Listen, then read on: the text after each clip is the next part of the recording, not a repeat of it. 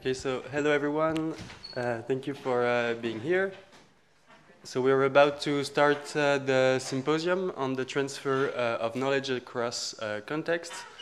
So Katarzyna will be presenting first, and so I suggest that we can have just time for one or two clarification questions at the end of each talk, and then at the end of the session we can have a more general discussion.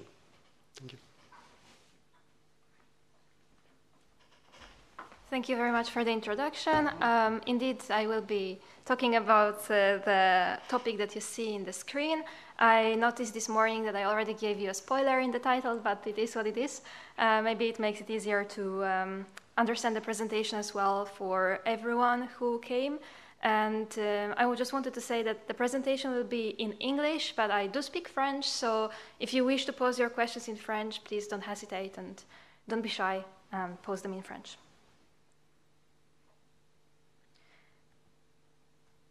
I will be speaking about small kids. We cannot really use verbal setups with them, so it will be about a non-verbal setup, and so I will be referring to something called analogical transfer rather than analogical reasoning. When you look at the literature, you will notice that while it's lab-specific in a sense, that some people prefer to use analogical reasoning, others analogical transfer instead, but I honestly think that analogical transfer, after I looked at the literature, is more common in non-verbal setups, so I will stick to that term.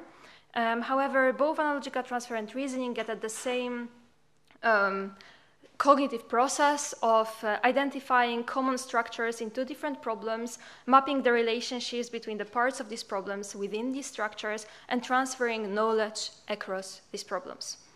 I have the first slide on significance because I don't really know your background. I'm not sure if you're a cognitive psychologist or perhaps education specialist, but the transfer or the analogical transfer is important for learning because it builds on relevance, well, because it supports responses to novel, partly overlapping challenges, and it also builds on relevance-irrelevance judgments that are key for such aspects of one's life as academic achievement, participation in democracy, and navigation of information landscapes such as, say, online websites or information on the news or really whatever else that provides information and provides them in a continuous, complex flow.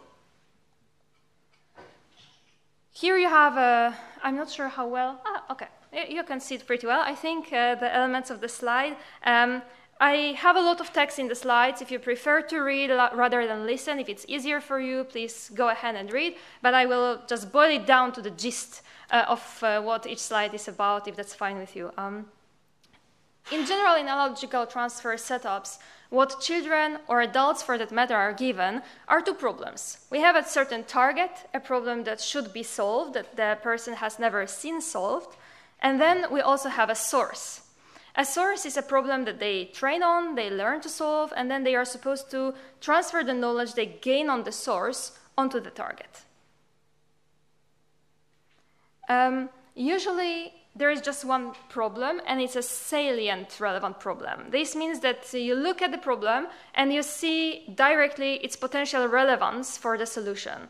And I only work with salient problems here because we don't have the benefit of using words, we don't have the benefit of using several tasks, some salient and some less salient, because we are working with a very limited attention span, very limited patience, and these are the conditions that we work with when we work with small children, or young children for that matter. I talked to you about the source already, and typically in these setups, like I said, we have a relevant salient source and a certain target onto which the person that gathered the knowledge on the source is supposed to transfer that knowledge. However, it's not so common in the literature that there is also another problem introduced in between. A problem that is also salient, also has something in it that could be helpful for the solution, but it's irrelevant. It gives you knowledge that basically misleads you. And in this experimental setup that I will be talking about, in this irrelevant salient source, we manipulated the type of information that we provide. It's either distracting information, some kind of knowledge that doesn't really interfere with solving the target. and information that does interfere with solving the target.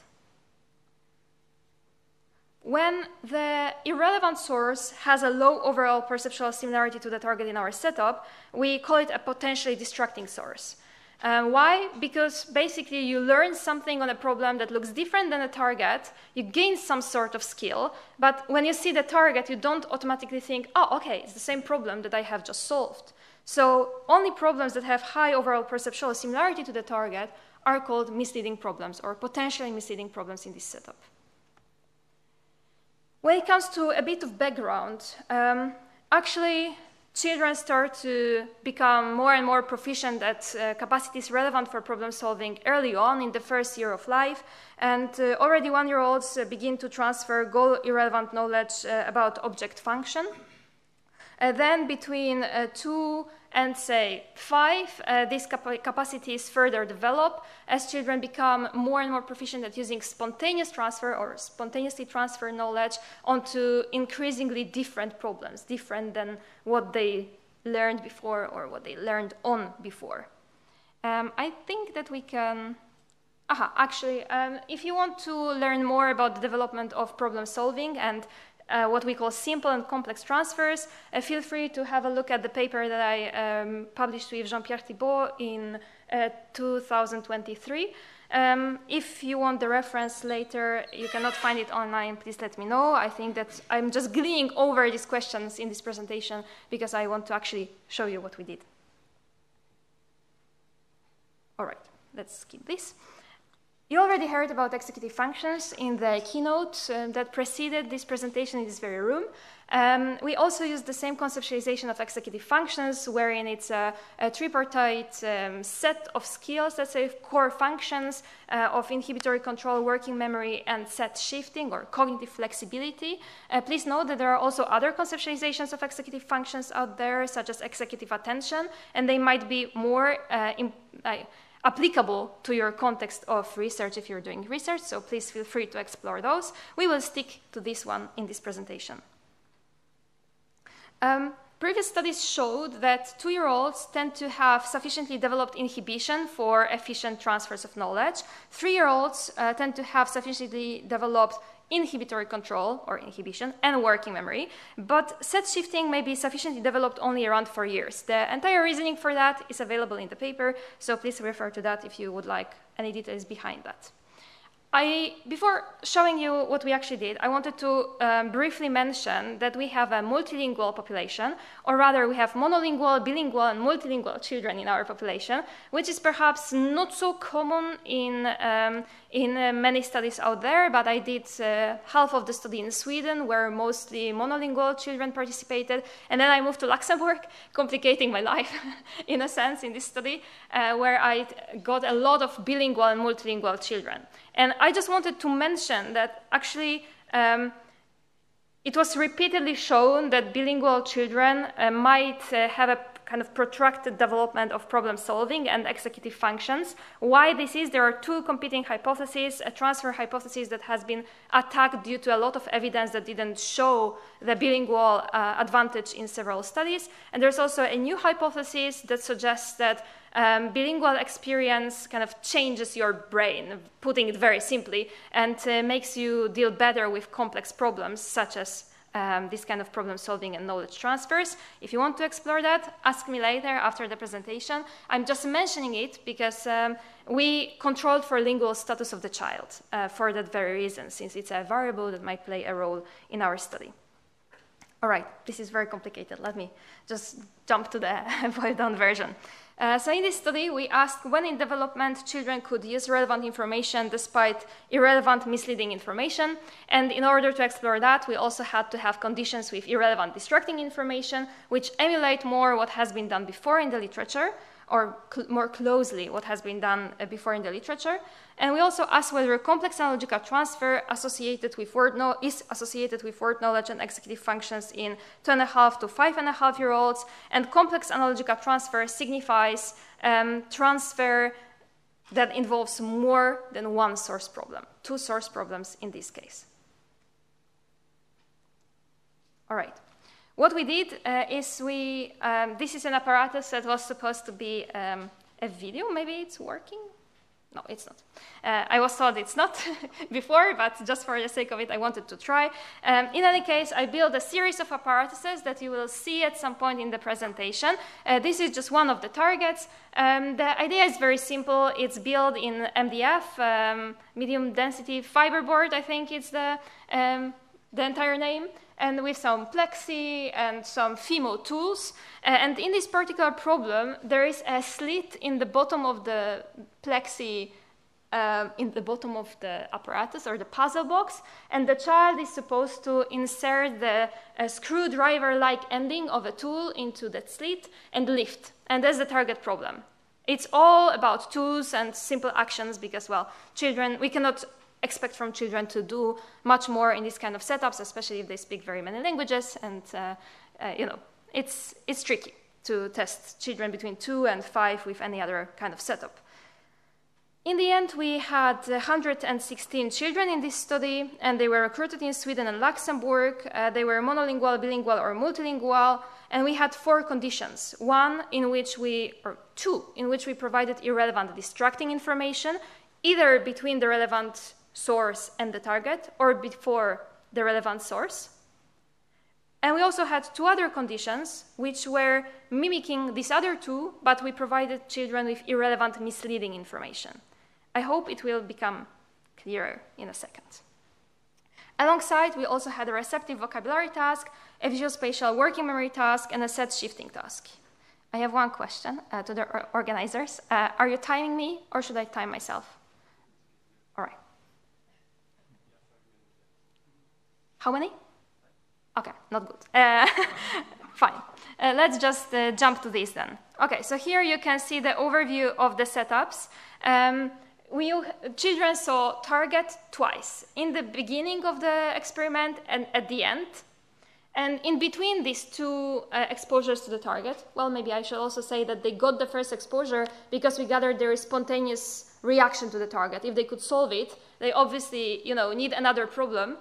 Because they will not benefit from the training to the same extent as children who couldn't solve it initially.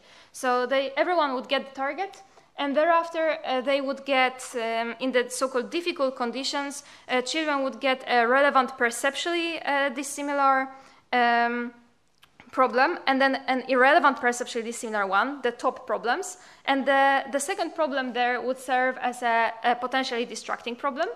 And in the bottom, you can see the similar condition for potentially misleading information, where children would receive an irrelevant, perceptually similar puzzle box instead. Is it clear? Can you know if it's more or less clear? Yes. Okay. It seems so. Please feel free to ask questions later as well. Okay.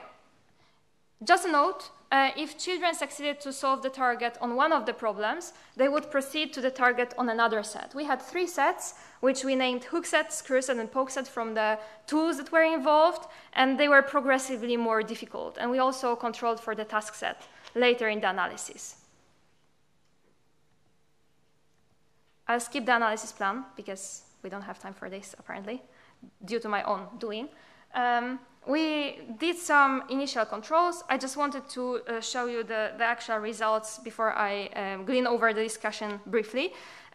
So we hypothesized that the probability of analogical transfer despite distracting information will be the same for children between 2.5 and 5.5 years, regardless of age, because that's basically what came out of the literature review that we ran in the paper that I mentioned.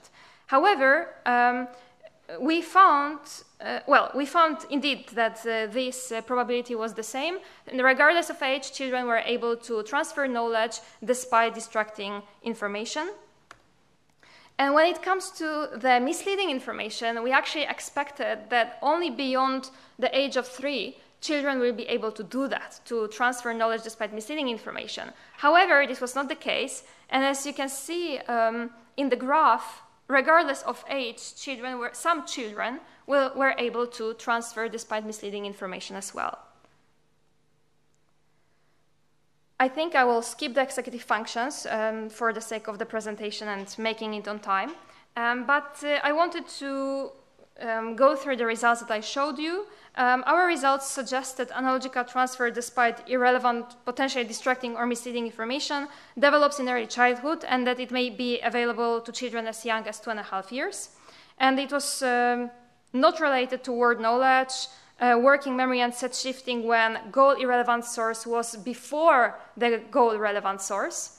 So only in the conditions where the irrelevant information was provided between the relevant information and the target, only there we did find interactions with executive functions in the analysis.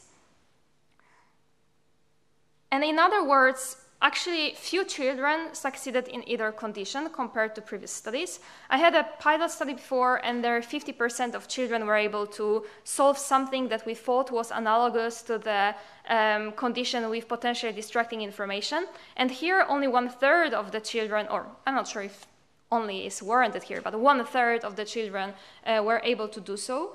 And we suggest that perhaps setups with two sources are more challenging, may put a higher load on long-term memory, and or might tire children more than single source setups.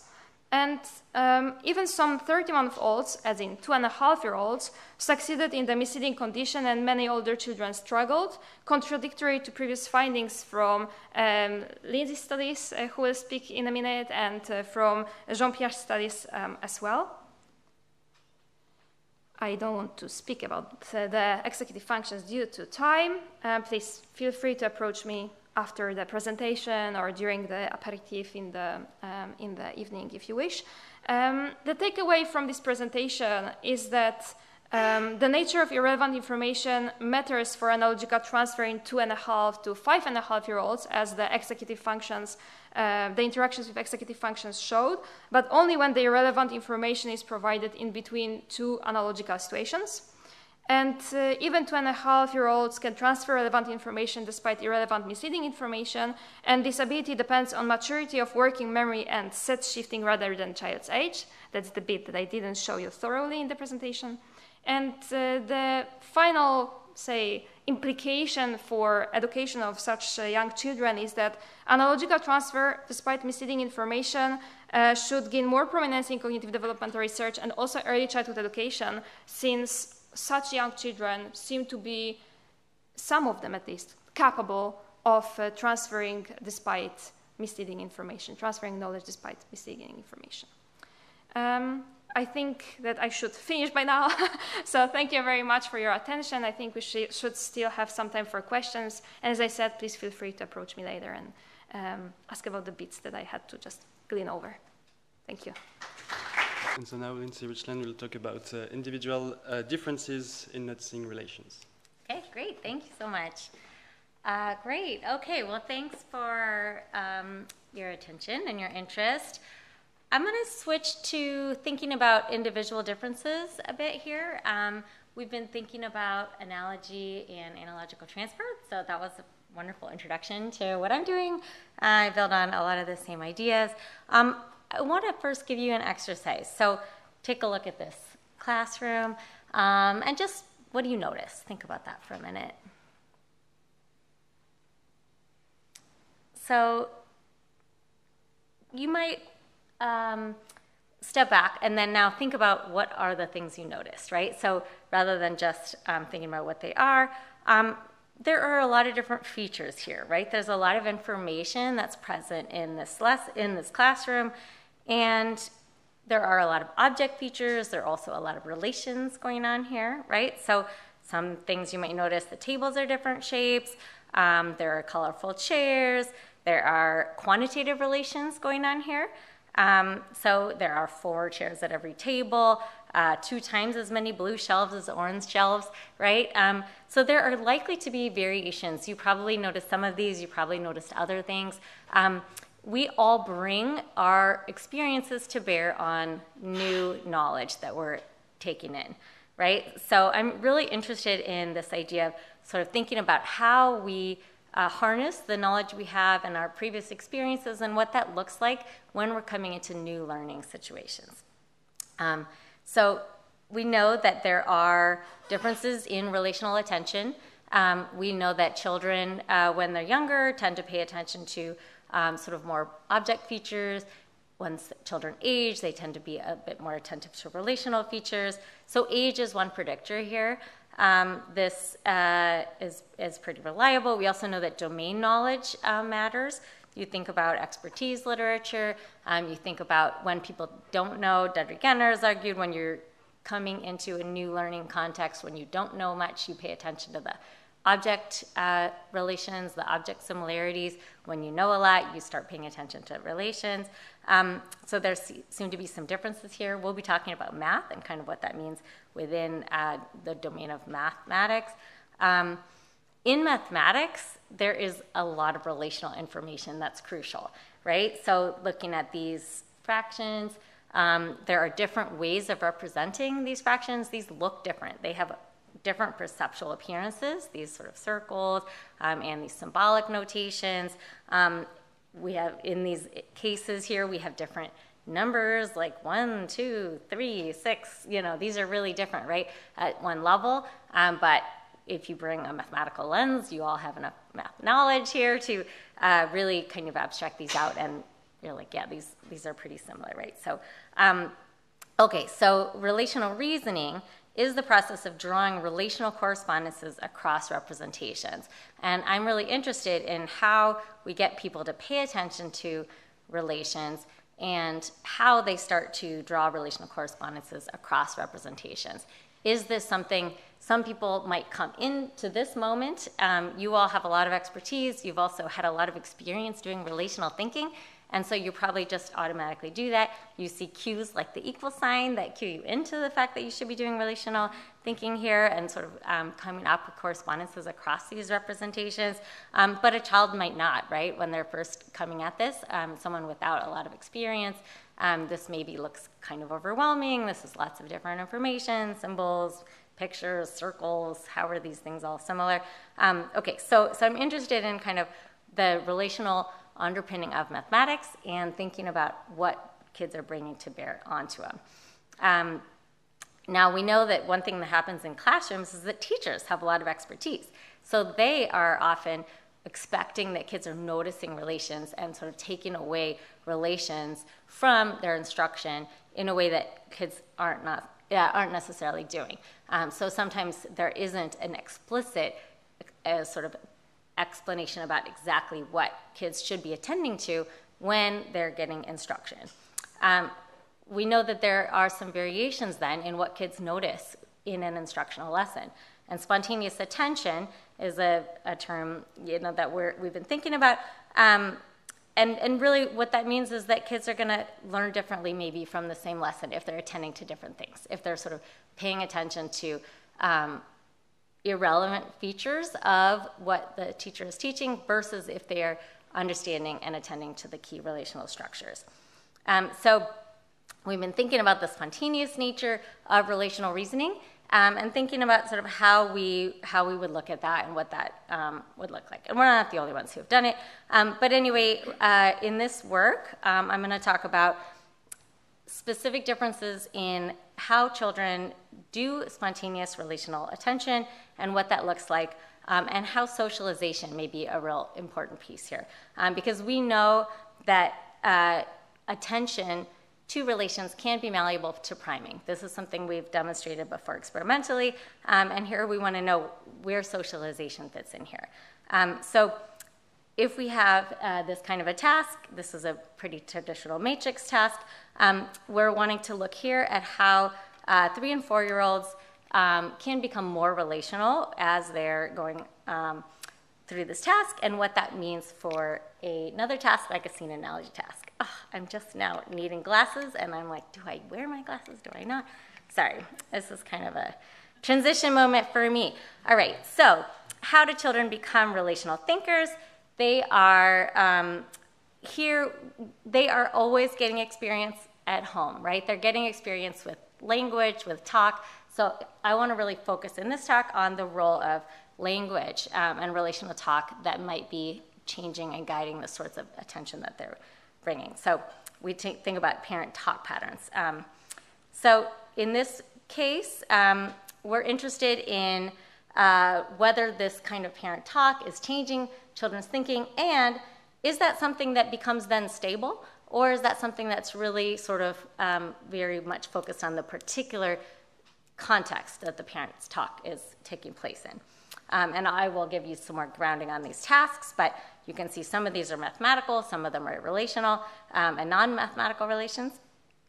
Alternatively, maybe parent talk and the socialization of relational attention is really going to be focused on whatever context that was, where it was taking place, right, on the particular features of that task context. So I set up this question, is this something that becomes more generalized, or is this something that's really specific to the learning that they're doing?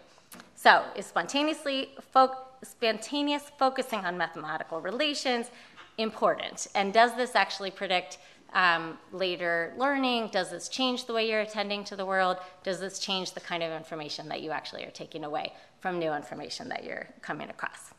Okay, so my research objective here is to understand how parent practices are supporting children's relational tendencies and to look at whether this matters across tasks and contexts. Okay, in this study we had 49 parent and child dyads. These were 3 to 5-year-old children, so not too tiny, but they are kind of at the earlier ends of doing complex relational thinking. And so the first thing was that the parents and the children solved these matrix analogies together. And they were not given instruction, though. So they were said, the experimenter said, okay, parent and child, go ahead and talk about this problem, figure out what should go into that D part to fill in this problem.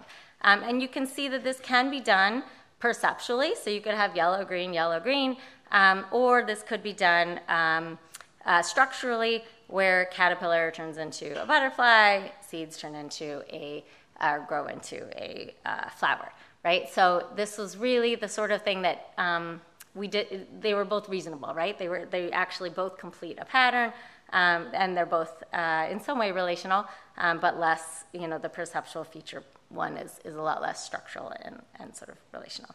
So there was 2 sort of perceptual choices. It could also be yellow because it matches the C term, right? That would be another way to solve this. Okay, then after they did that talk with their parent, they did a scene analogy task by themselves.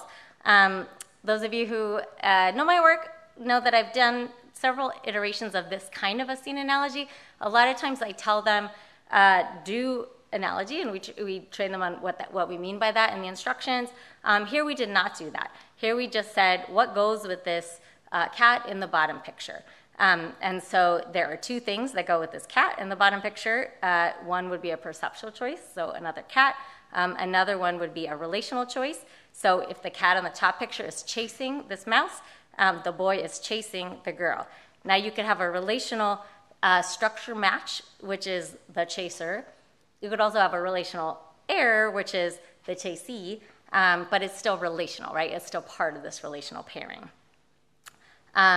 Then we designed a lemonade math task. We've used lemonade and some other things because it's one of these somewhat close to everyday life kinds of tasks that kids are participating in.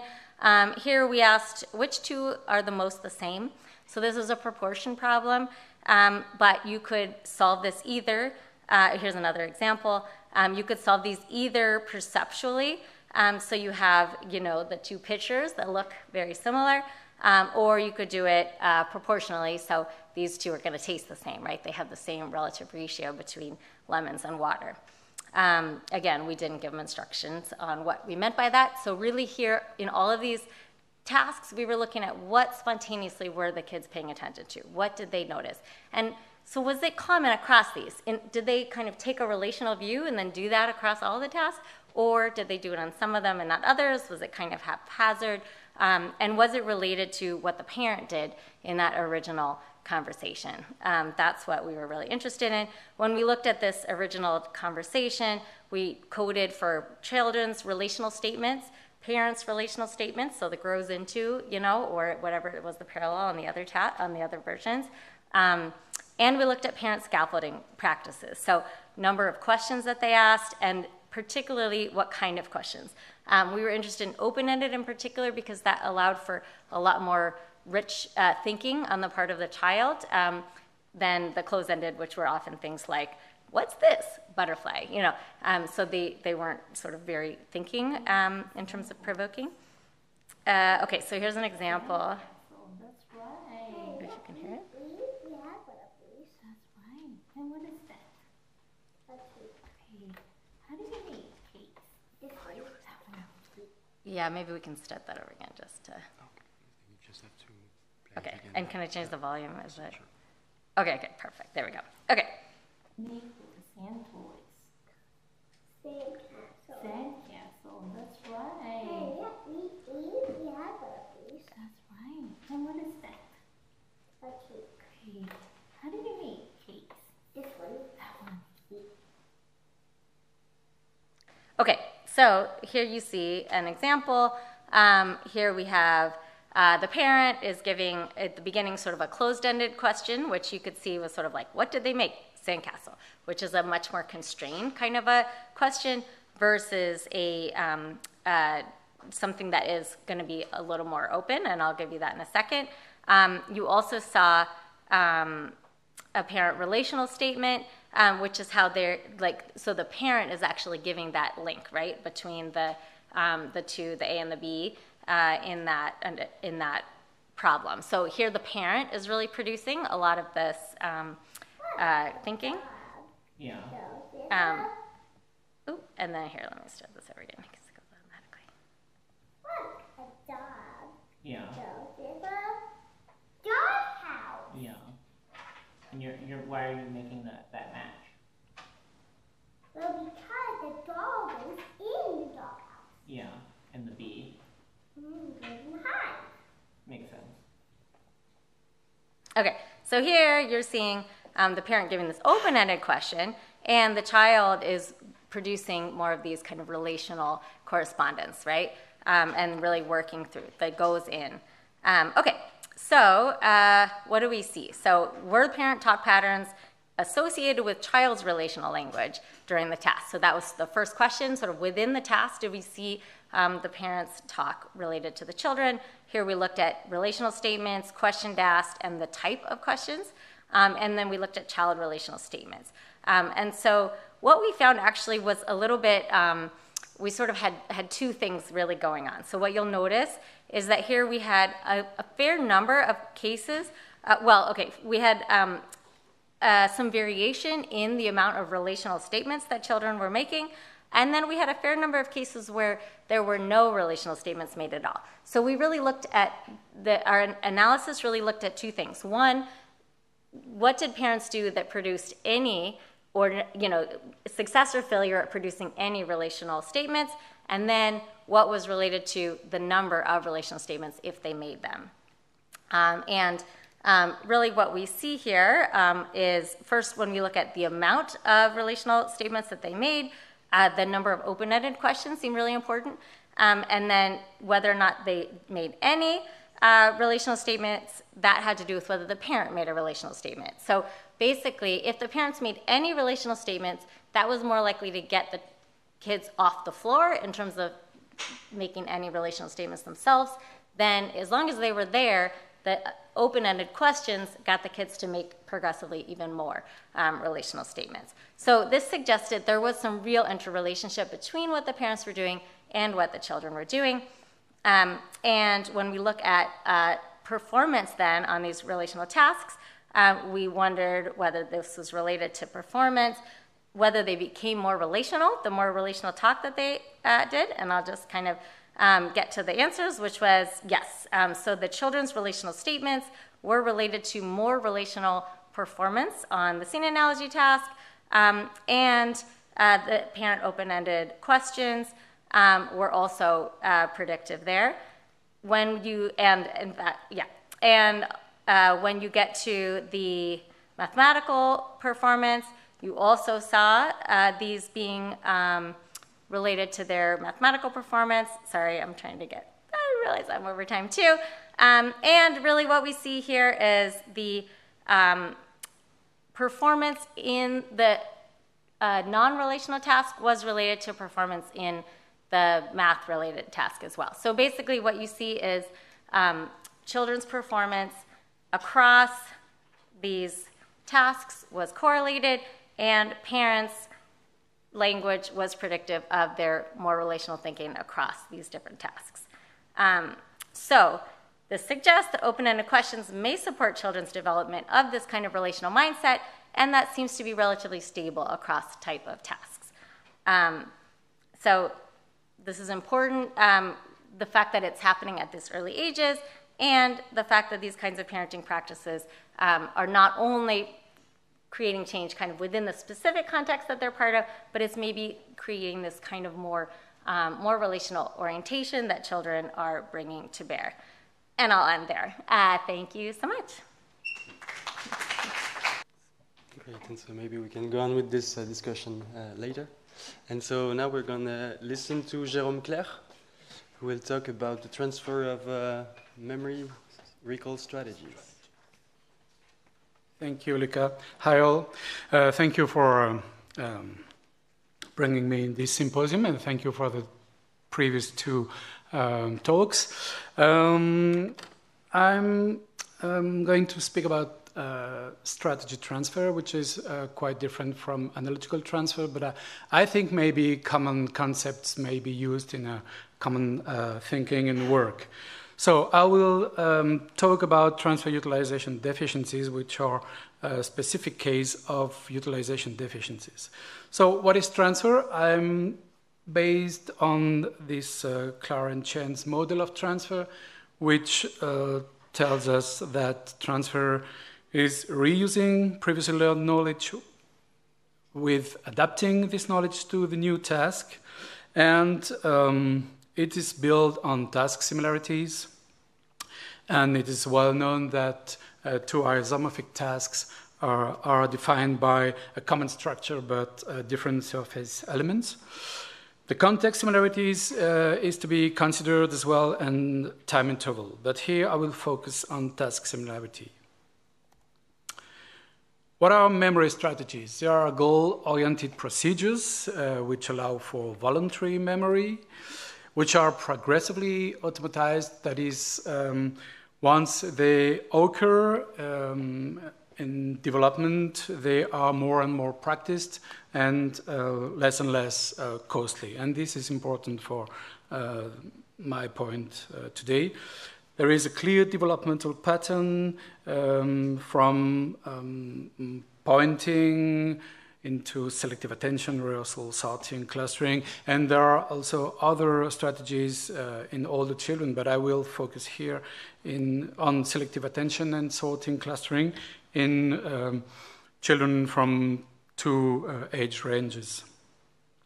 So what is interesting in memory strategies is that despite some models, maybe you know the Ziegler overlapping waves model, which tells that strategy are overlapping and that an old one is replaced by a new one which is more efficient.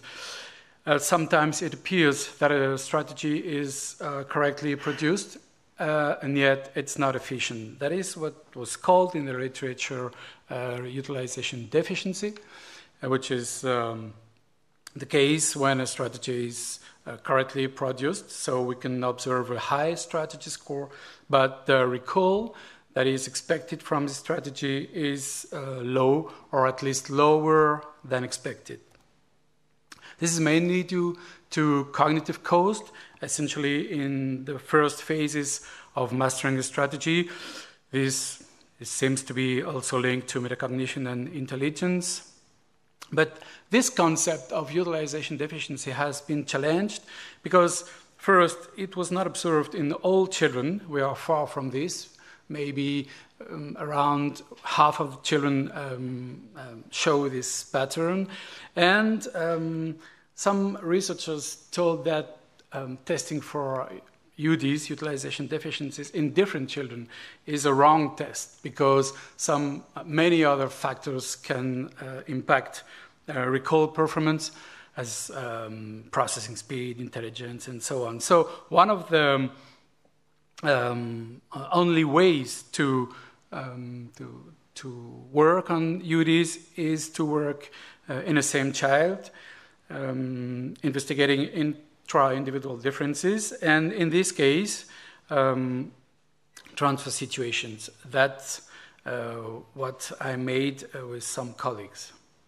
So what are transfer utilization deficiencies? It's just an application of the concept of UD to transfer situations between two or more tasks. And when looking at the transfer of memory strategies, we can have cases where both scores, this is very important here that we have at least these both scores, strategy score and recall score.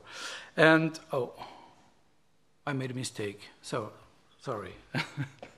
In the main task, the strategy score is high and the transfer task is high as well. But the recall score decreased from the first task to the second one, from the main task to the transfer task, and yet these are, and these were, isomorphic tasks.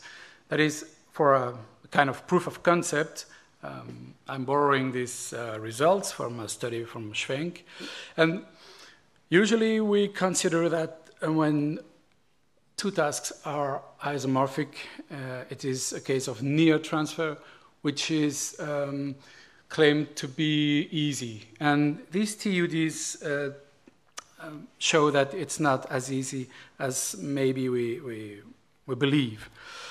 So we did a first study, okay, with children aged 4 to 5, and they were proposed to memorize some object locations in 2 categories. So they had to open some doors, and only in one of the 2 categories, which was relevant in this trial.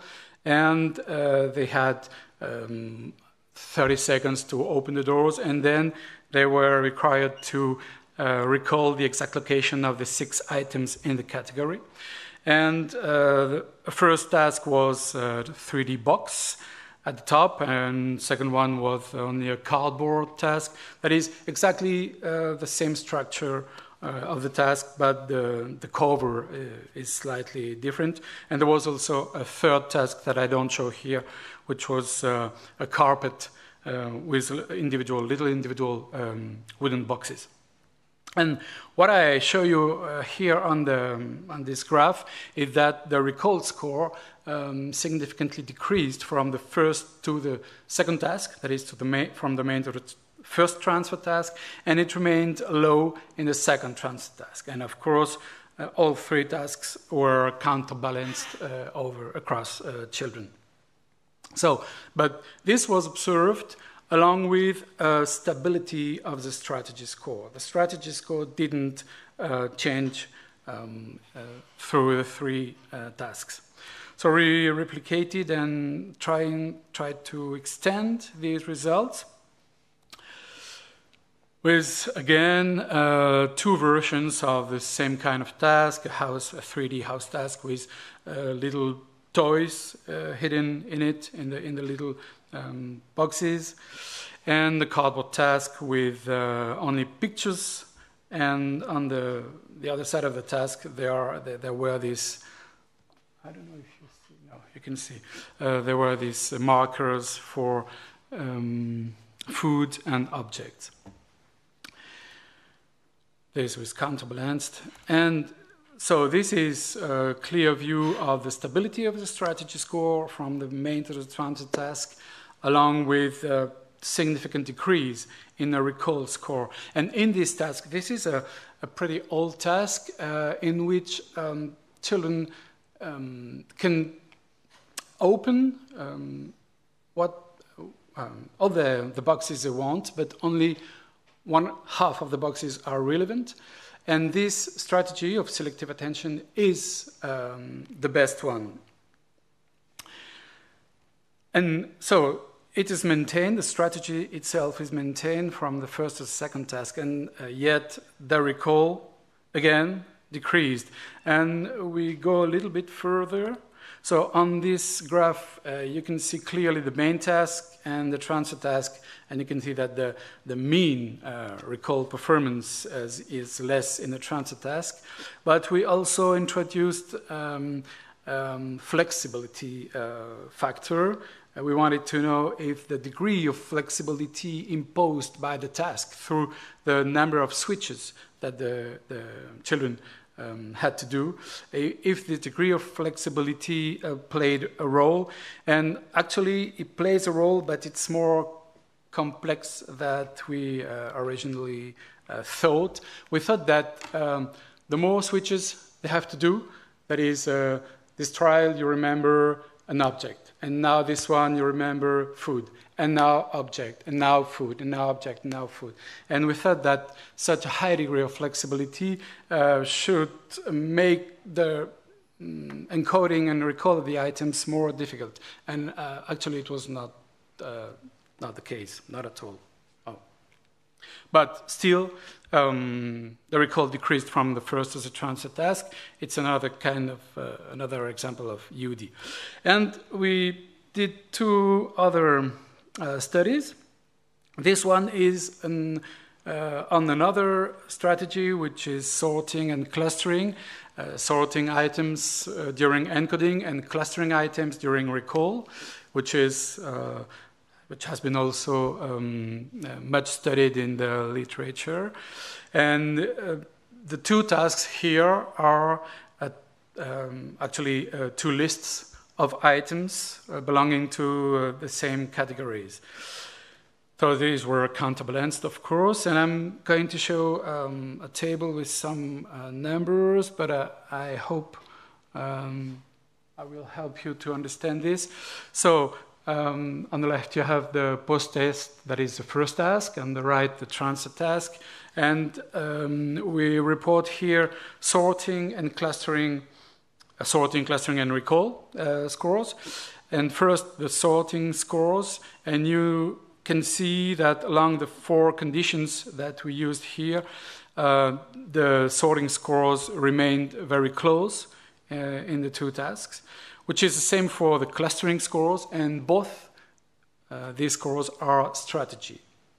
But when we look at recall scores, they significantly decreased, and it's a high decrease in certain cases, and you can see. So again, the strategy is stable, but the recall not, and yet the strategy is expected to benefit recall. And it benefits recall in the first task, but this is not the case in the transfer task, which is which was hard to believe, actually, when I discovered this. I didn't believe it. And I had to do it many times with many different students to test, and again, I observed this pattern. That's why I think it's interesting. So, and we recently replicated and extended. Do you have what time, please, Luca? 3 minutes. Oh, go.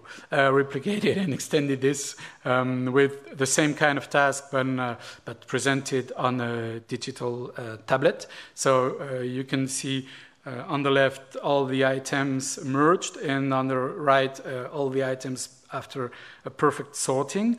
And what you can see here are the three scores: sorting, clustering, recall, along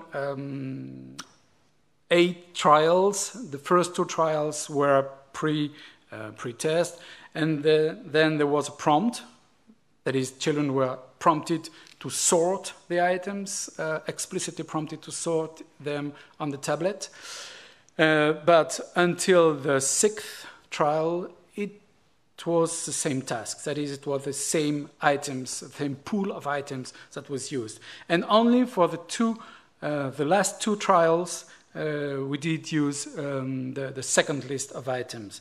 And what we can see is that for sorting and clustering, the score is maintained from the last trial of the main task to the first trial of the transfer task, but this was not the case for recall, which decreased For 7, 8, 9, 10-year-olds, it was the same.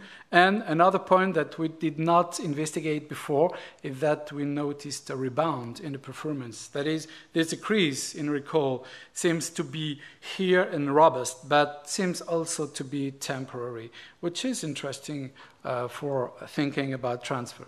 So,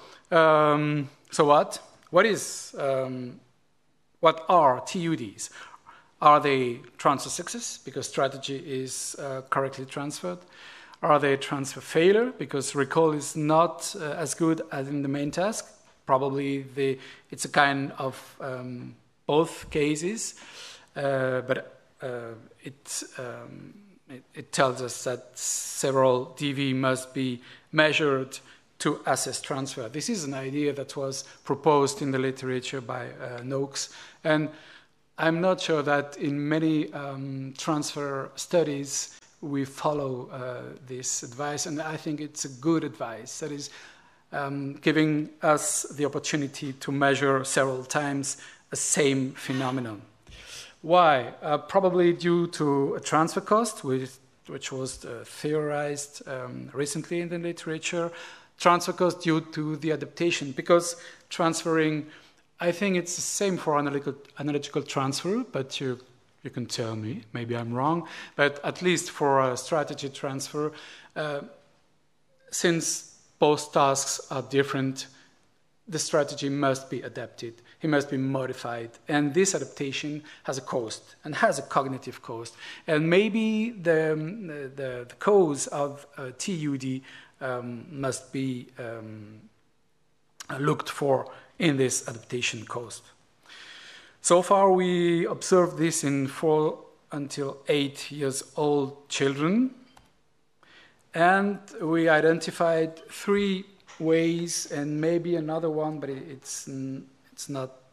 It's a little too early to say this.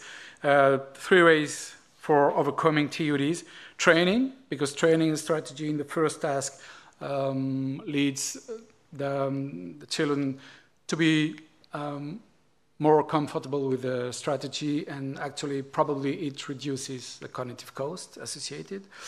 The flexibility, individual levels of flexibility, we showed that it was a real help for transferring a strategy and having a good recall score in the transfer task.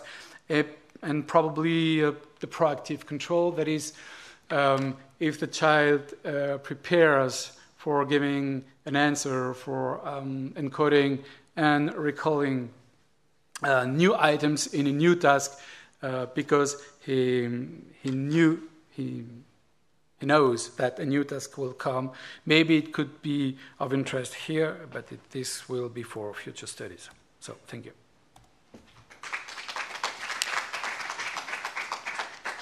Okay, so I think we need to go on.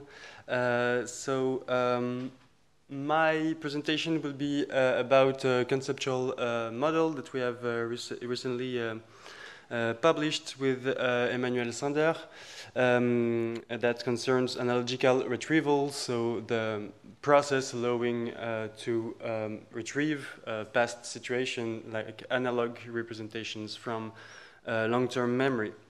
So I will just provide an overview of the presentation, as I will not present an empirical study, so the structure will be a bit different. So first I will argue that analogical retrieval is a key mechanism of transfer, because to transfer knowledge we first need to access it from long-term memory most of the time. Then I will introduce the empirical debate around the possibility that surface similarities prevail in analogical retrieval, or with other studies showing that structural similarities may prevail in this process. I will introduce our conceptual model, which is based on the idea that we can predict patterns of retrieval based on surface or structural similarities based on the prior knowledge that the participant have about the situation. And I will show that this model can be used to resolve at least part of the controversy regarding the role of surface and structural similarities, and then I will conclude. So at school, we generally expect students to generalize their knowledge. We expect them to learn a concept in one context and to be able to transfer it to other contexts. So for instance, if a student is taught with the concept of positive feedback loop, in the context of the Larsen effects, where a microphone will amplify a sound that will be reproduced by a speaker and re-amplified by a microphone and so on. We would like this student to be able to transfer this positive feedback loop concept to other semantic domains, such as in climate science, where the temperature rise will induce ice melt that will cause intern temperature rise and so on. So we expect students to transfer knowledge across structurally similar situations, so relationally similar situations, despite the fact that these situations have different surface features. So the sub-processes of analogical transfer have been decomposed. So the first process on which I'm going to focus today is the retrieval process. So once we have a situation at hand, we need first to retrieve a source situation from long-term memory before being able to map these two situations in working memory to discover their similarities and differences. And before the transfer of properties from the source to the target can take place, and that eventually the participant can learn a new category or a new schema. So the two-phase experimental paradigm has been broadly used to investigate analogical transfer, the sub-processes composing this analogical transfer process. So in this paradigm, participants are first presented with a set of source situations that can be stories, problems, or phenomena descriptions. And then after a temporal delay, participants are presented with a second set of situations that I will call the target. And the researchers can manipulate the types of similarities between the target and the source situations. And typically, experiments will include a condition where the situations share only structural similarities. I will call them distant analogs in my talk. And the researcher can first test if retrieval occurs based on structural similarities. So if participants are able to be reminded of a source of a distant analog once they are faced with a structurally similar target. And they can also assess the mapping process by assessing whether the participants are able to detect the structural similarities once they are presented jointly with the distant analogs. And so the findings have generally shown that participants rarely retrieve spontaneously a distant analog from long-term memory, whereas they are generally able to map and detect the structural similarities between these two situations once they are presented jointly with these distant analogs. The results have also shown that the retrieval rates will dramatically increase if the source situation shares both structural and surface similarities. And they have even shown, so when the two situations are close analogs or near analogs, and they have also shown that participants would also be prone to retrieving source situations sharing only surface similarities, even though they are structurally different. So I will call this type of match surface matches. So these results have led to the early conclusion that surface similarities prevail over structural similarities in retrieval. However, some researchers have argued that structural analogies would be more frequently implemented in real life out of the lab. But other researchers have then argued and showed that surface similarities would prevail even in real life situations. So there is currently a controversy, an empirical debate around the possibility to retrieve distant analogs from long-term memory and the frequency with which this process occurs. So in our model, we have the very general idea is that the retrieval patterns, like the contradictory findings found in the literature, can be explained based on the categories, the relational categories, more specifically, that the participant possess about the situations. So it draws on a distinction that has been made between relational categories and entity categories. So relational categories would be defined by abstract structures. So we can provide instances such as robbery, loss, giving up a resolution. So these relational categories will regroup examples, regroup situations that are superficially different but that share the same structure. And entity categories would be less sophisticated and would qualify objects, and they would be based on intrinsic features. So the general idea in adapter is that when the participant is familiar with a relational category involved in a situation, it will allow her to implement structurally based retrieval. So for instance, if you're familiar with the giving up a resolution category, you will easily see the structural similarities between superficially different events, such as giving up practicing guitar, giving up eating healthy food, practicing physical activity, or doing homework. So here is the model. So adapter is for as deep as possible targets, encoding, and retrieval. And so I will present the model step by step.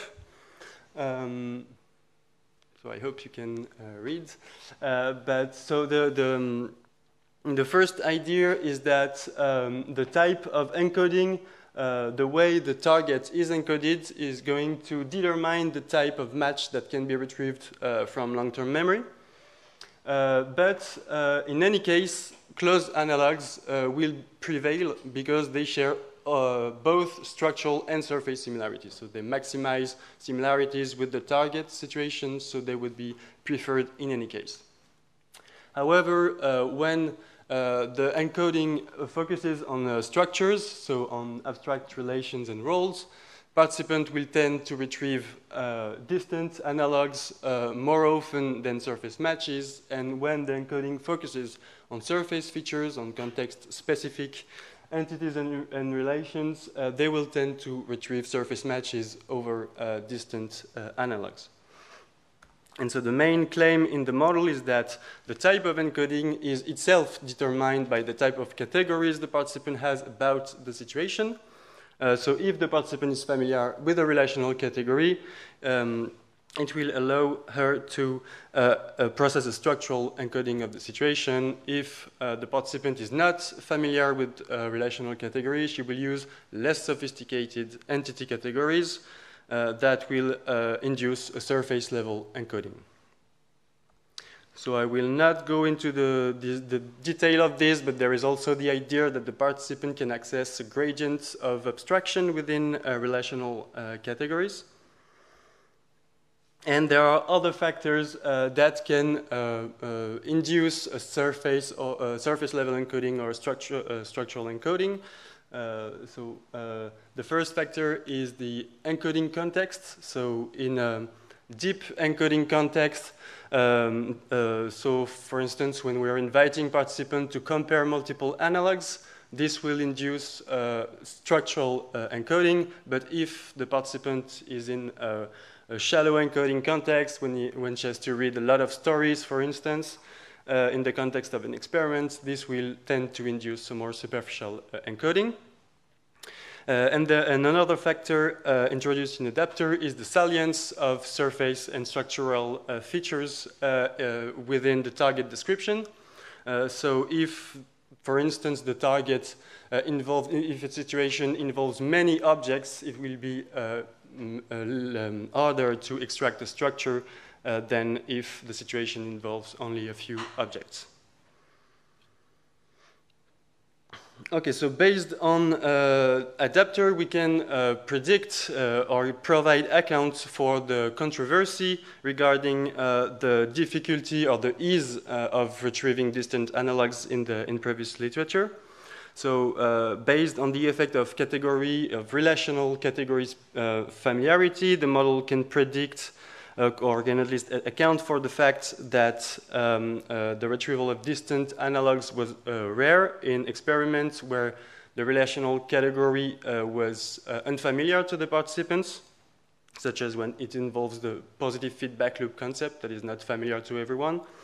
Whereas we found high rates of distant analog retrievals in studies where we were presenting participants with situations involving very familiar categories, such as making up an excuse, giving an excuse, giving up a resolution, reacting to a missed gift, or this kind of very familiar relational categories. Based on the effects of encoding context, the model can also explain why Gardner and colleagues and other authors found failures to retrieve distant analogs in story recall task, where the participants have to read multiple stories and just to indicate potential retrievals, whereas distant analog retrievals were more frequent in studies employing a production paradigm, such as Blanchette and Dunbar, where participants could produce their own analogies, to persuade someone about something.